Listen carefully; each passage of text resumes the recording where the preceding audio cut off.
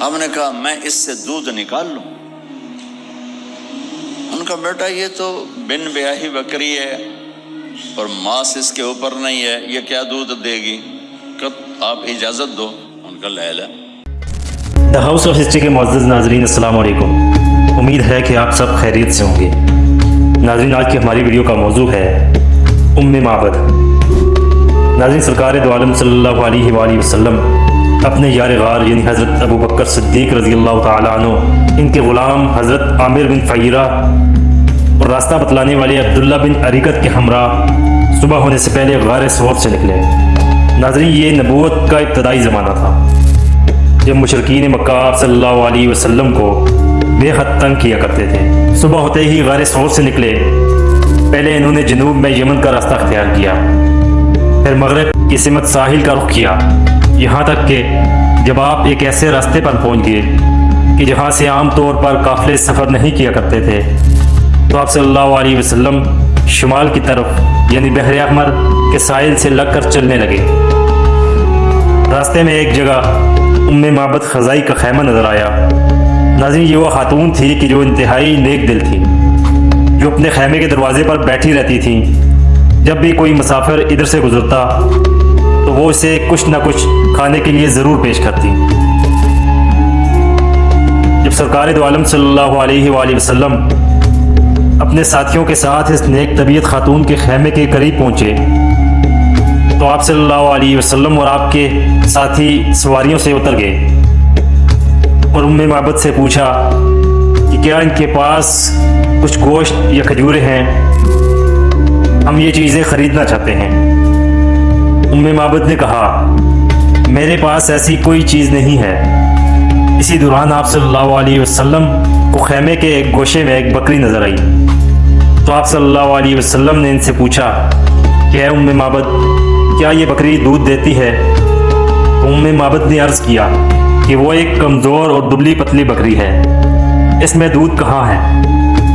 آپ صلی اللہ علیہ وسلم نے پوچھا کہ کیا مجھے تم اس کا دودھ دونے کی اجازت دیتی ہو؟ تو انہوں نے کہا کیوں نہیں، بالکل، اگر اس کے تھنوں میں دودھ ہے تو آپ ضرور نکال لیں۔ آپ صلی اللہ علیہ وسلم نے بسم اللہ پڑھ کر اس کے تھنوں کو چھوا اور معبد کے حق میں دعا کی، پھر ان سے کہا کہ وہ ایک برتن لائیں۔ چنانچہ وہ برتن لائیں۔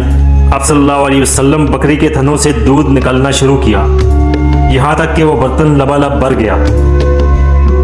پہلے آپ صلی اللہ علیہ وسلم نے معبد کو دودھ پینے کے لیے دیا، انہوں نے خوب سیر ہو کر دودھ پیا۔ پھر آپ صلی اللہ علیہ وسلم کے ساتھیوں نے دودھ پیا، وہ بھی سیر ہو گئے۔ آخر میں آپ صلی اللہ علیہ وسلم نے نوش فرمایا۔ آپ صلی اللہ علیہ وسلم نے دوبارہ برتن بھرا اور پھر وہ برتن بھرا ہوا معبد کو دے کر روانہ ہو گئے۔ ناظرین کچھ ہی دیر بعد معبد کے شوہر جو قریب کے جنگل میں بکریاں چرانے کے لیے گئے ہوئے تھے واپس آ گئے۔ انہوں نے خیمے کے اندر دودھ سے بھرا ہوا برتن دیکھ کر معبد سے پوچھا کہ اے معبد یہ دودھ تمہارے پاس کہاں سے آیا؟ یہ بکری تو اس قابل نہیں ہے کہ دودھ دیتی۔ معبد نے جواب دیا ہمارے پاس ایک نہایت بابرکت اور نہایت شریف آدمی تشریف لائے تھے، ان کی برکت سے یہ سب کچھ ہوا۔ معبد نے ایک ایک بات اپنے شوہر کو بتلائی۔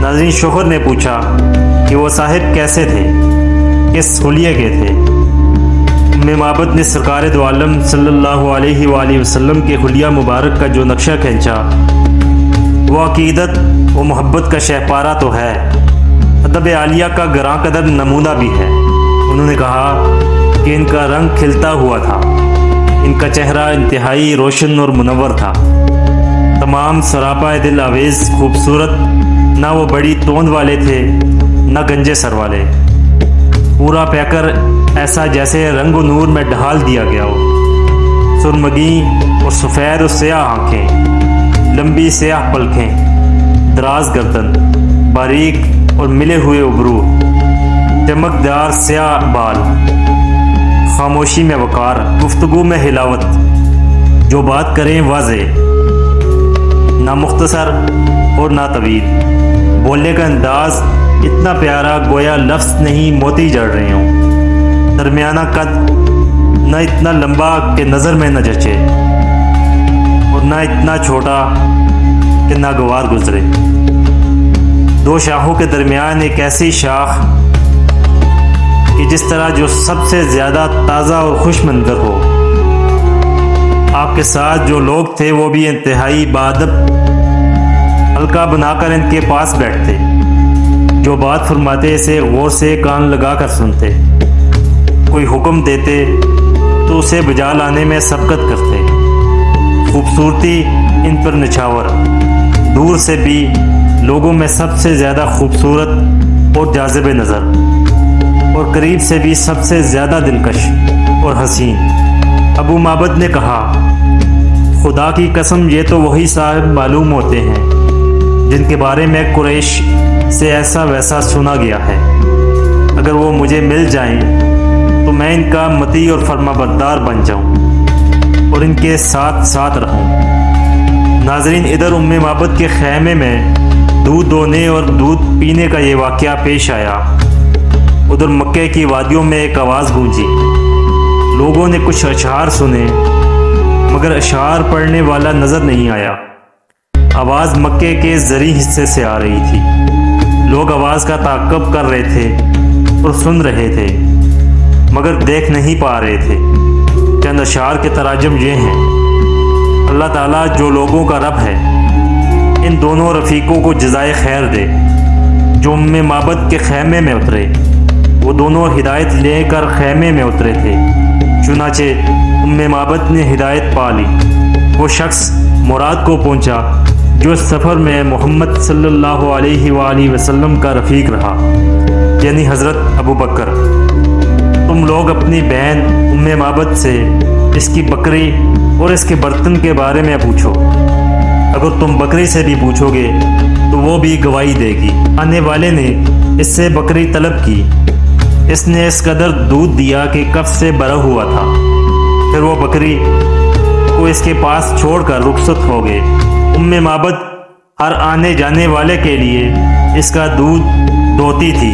مبارک ہو بنو کعب کو، ان کی خاتون کا وہ مقام و مرتبہ اور وہ ٹھکانہ جو اہل ایمان کے کام آیا۔ روایات میں ہے کہ یہ غیبی آواز ان بچے کچھ مسلمانوں کو بھی سنائی دی جو کسی عذر کی وجہ سے مکے میں رہ گئے تھے اور ہجرت نہ کر سکے۔ یہ آواز سننے کے بعد ان مسلمانوں کو یقین ہو گیا کہ سرکار دو عالم صلی اللہ علیہ وآلہ وسلم ہجرت فرما چکے ہیں۔ چنانچہ وہ لوگ تیزی کے ساتھ ام معبد کے خیمے کی طرف نکل پڑے اور جلد ہی رسول اللہ صلی اللہ علیہ وآلہ وسلم کے قافلے میں جا کر شامل ہو گئے۔ ناظرین، ام معبد خزائی کو اس واقعے سے پہلے کوئی نہیں جانتا تھا۔ وہ گاؤں کی رہنے والی سیدھی سادی خاتون تھی۔ ان کی شہرت اس خیمے سے آگے نہیں بڑھی تھی کہ اچانک سرکار دو عالم صلی اللہ علیہ وآلہ وسلم اس خاتون کے مہمان بن گئے۔ ناظرین، وہ لمحہ ان کی زندگی کا سب سے قیمتی لمحہ تھا کہ انہیں ایمان کی دولت بھی نصیب ہوئی اور لازوال شہرت بھی۔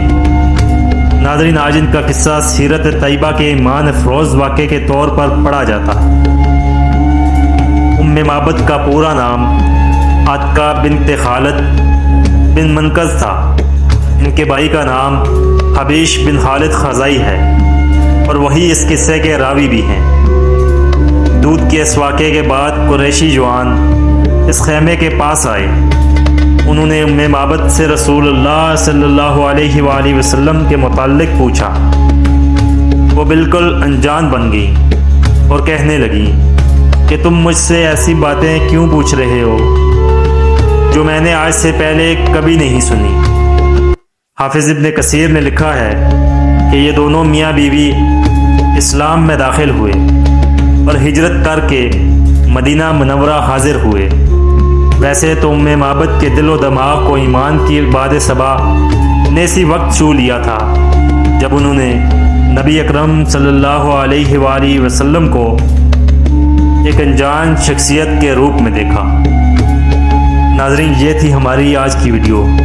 امید ہے کہ آپ کو آج کی ویڈیو ضرور پسند آئی ہوگی۔ اگر آپ کو ویڈیو پسند آئی ہے تو اس کو لائک، کامنٹ اور اپنے دوستوں کے ساتھ شیئر ضرور کرنا، اور جنہوں نے ابھی تک میرا چینل سبسکرائب نہیں کیا ان سے گزارش ہے کہ چینل کو ضرور سبسکرائب کریں تاکہ آنے والی مزید ویڈیوز آپ لوگوں تک بآسانی پہنچ سکے۔